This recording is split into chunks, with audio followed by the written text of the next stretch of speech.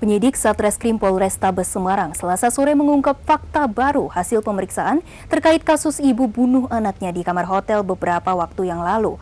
Tak hanya jeratan pinjol sebesar 38 juta yang membuat tersangka depresi, namun penyebab tersangka nekat membunuh anaknya juga dilatar belakangi rasa takut tersangka yang telah menghabiskan uang deposito keluarga senilai 1,2 miliar.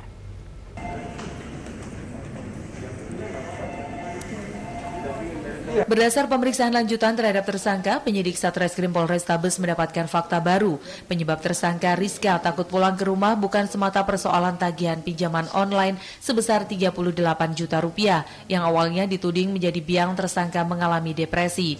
Tetapi ada persoalan keuangan lain dalam keluarga, yakni tersangka telah menghabiskan uang deposito senilai 1,2 miliar rupiah. Uang 1,2 miliar itu diakui tersangka telah digunakan tanpa sepengetahuan suaminya untuk kepentingan belanja online dan pembiayaan liburan sejak tahun 2019 atau selama kurun waktu 3 tahun terakhir.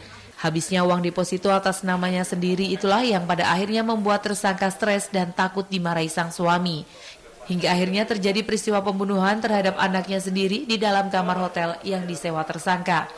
Berdasarkan hasil keterangan tersangka, uang senilai 1,2 M itu digunakan mulai dari 2019 untuk belanja online maupun untuk melakukan liburan.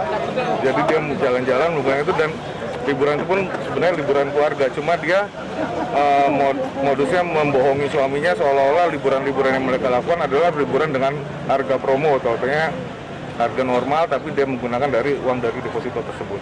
Jadi memang berawal dari utang pinjol yang dengan pinjaman identitas dari temannya itu, temannya meminjam identitas dia, kemudian bunga berbunga, gali lubang tutup lubang sampai dengan senilai 38 juta.